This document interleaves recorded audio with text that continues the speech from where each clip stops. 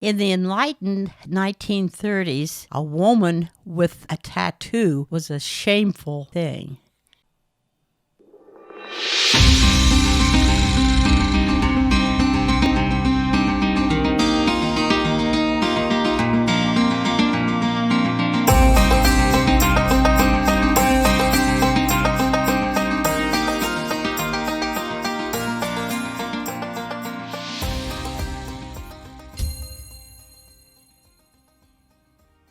An excerpt from my new book, Aideen's Tattoo. It was time to face the music. Aideen looked out the large kitchen window, seeking something akin to peace from the green of the trees and the blue of the sky. Damn! Why did the sun have to be so blooming bright? She frowned. Frowning hurt. Sorry for cursing again, God, she murmured. Willing her muddled thoughts to come together, she absently ran her hand down Charlie's sleek back. The movement set a few short yellow hairs floating in the light from the window. Hairs? Aideen was carried back to last night. Morris Addison kneeling in front of her, lamplight illuminating the hair in his nose as he smiled up at her. The exertion of kneeling his bulky figure widened his nasal cavity, his heavy breathing sending his nose hairs in a lively dance as he held a ring nestled in a velvet box toward her. Aideen groaned. God help her. What in hell have I done? She asked once more. Memories came roaring back. Yesterday had started, much as every summer day, taking care of Charlie's needs, luxuriating in her new bathing tub, drinking her coffee on the porch while reading a book, baking a somewhat edible loaf of bread. She had just returned to the house after an enjoyable hour hoeing her garden when the phone rang, 2 shorts and a long. It was for her. Quickly wiping her hands with a wash rag, she picked up the earpiece. Thinking it had to be someone from the school board, she was surprised to hear a male voice. Hello, Aideen. This is Morris. Morris Addison. Hello, Morris, she smiled as she answered, remembering their last meeting when they had granted each other permission to use their given names. She had been in Bethany to attend an educational convention. After the last session, Morris asked to take her to a movie. It had been a great movie starring Clark Gable. He was handsome, but didn't compare to Lassiter. Her smile widened as she recalled how Morris's hands had slipped from her waist to her derriere as he guided her out of the dark theater. Prunes and horseradish. It was mortifying to admit it, but having a man rub her butt had been stirring. She had just watched a movie starring Clark Gable, for heaven's sake. Even a spinster schoolteacher could be excused for being a tiny bit stimulated when having her hindmost part caressed in a darkened theater. But why was he calling her now? His voice droned on. Hi, birthday girl. I'm going to be in Allenville this afternoon, and I wondered if I could come by and see you. Blast it. Leave it to Morris to remind her of the birthday of doom. She had contrived with some success to ignore it. I don't know. Aideen stumbled over her answers as she imagined the ladies on her party line. Right now they would all be holding their breath, waiting to see if the old maid schoolmarm would consent to entertaining a male alone. There was a pause, then. Of course I'll have Mother with me. She mentally thumbed her nose at the eavesdropper on the party line and breathed a sigh of hypocritical relief. It was well known among educational circles that Morris was a mama's boy. There would certainly be no repeat of the butt-fondling if Mama Addison came along with him. That would be lovely. She paused. Morris, you know that my birthday isn't until tomorrow. Of course, my dear, but you know what a busy man I am. Tomorrow is all filled up, and what I have in mind, well, just not wait. Good. I will see you in 2 or 3 hours. They said their goodbyes, and Aideen stared at the phone in disbelief. What was going on? She never had company, let alone male company. And Morris Addison, corpulent, balding, Morris Addison, whom she had deemed safe enough to go to a movie with, self-absorbed Morris Addison, who could dialogue for hours on end about himself without taking a breath. What could he possibly have in mind? Was he really bringing his mother, or was that for the benefit of the people on the party line? Would they be here for a meal, or should she prepare refreshments? Why had she said he could come? She hadn't said he could come. How had this happened? She rolled her eyes heavenward. Could it be that she was desperate enough to welcome the company of any man? Was she ready to fool herself into thinking entertaining a man meant she was attractive to the opposite sex? That there was still hope for marriage and fulfillment? No, not with Morris. Sitting on her swing, her feet tapped a restless tattoo on the porch floor. She finally spotted a white cloud of gravel dust floating on a gentle breeze above the trees. A vehicle was coming over the hill. Aideen fought the urge to rise to her feet, but she didn't want to seem eager, so she sat sedately on her porch swing. The impressive Cadillac purred to a gliding stop on the dirt road that separated her home from the dilapidated ruins of the old mansion. She watched Morris emerge from the car in panicked immobility.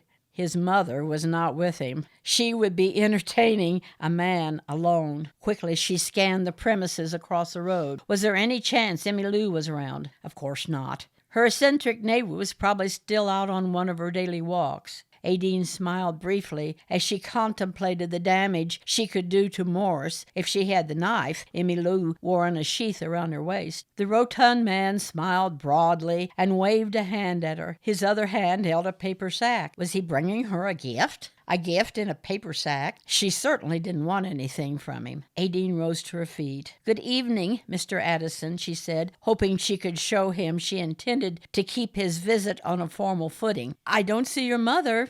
"Now, Aideen, my dear," he said as he lumbered up the stairs, "enough of formality. You agreed to call me Morse, remember? Mama couldn't make it, bless her heart," he added with a grin. You say you have business in Allenville?" she stuttered as he came ever nearer. Morris reached out his free hand, and she stupidly let him hold hers. "Yes, my dear, very important business."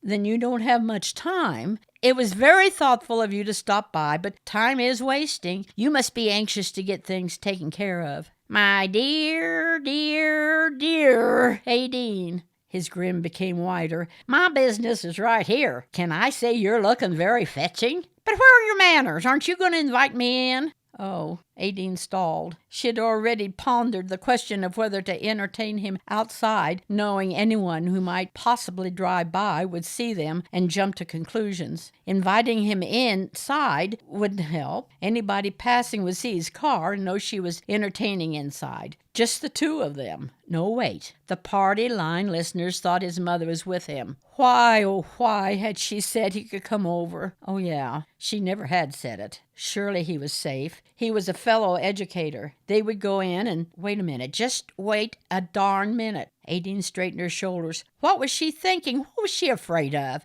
This was just Morris Addison. She could take care of him. It wasn't as if he was going to undress her and find out her secret. If nothing else, she could outrun him. Besides that, she was a schoolteacher and could handle a dozen children at a time. Morris was just an overgrown child. Control. That's the word. Let him know who was in control. "Of course, Mr. Addison, do come in," she said in her best schoolteacher voice, "but just for a short time. I haven't had my supper yet." "Aideen, my dear Aideen, how beautiful!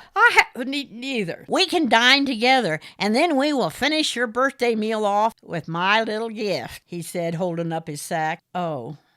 The man was incorrigible, but he was a man, and tomorrow she would officially be an old maid. Morris didn't fit into her plans, of course. She and Charlie were going to move to Utah. She would become a recluse and live among the purple sage with a herd of horses. She stole a glance at Morris' well-dressed figure. Lassiter was not coming, and Utah seemed rather remote. Aideen held the door open. "Oh, my dear, it's just as I imagined." Morris looked around. "Lovely and tasteful, just like you. I'll fix ham sandwiches. Make yourself comfortable." Aideen indicated an overstuffed chair in her living room. "Oh, my dear, I wouldn't miss this opportunity to see you at your domestic best for the world." He followed her into the kitchen.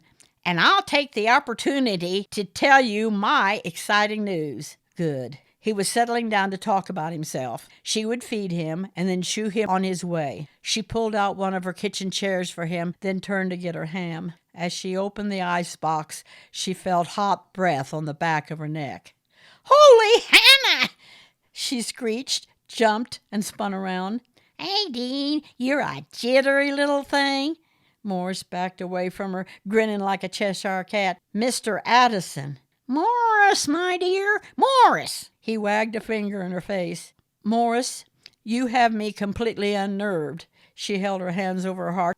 I think you should leave. Morris drew a champagne bottle out of the sack he was carrying. I'm beyond sorry, my dear, but I hold in my hand the medicine that will put it all to rights. Aideen shook her head. Oh, no, no, Morris.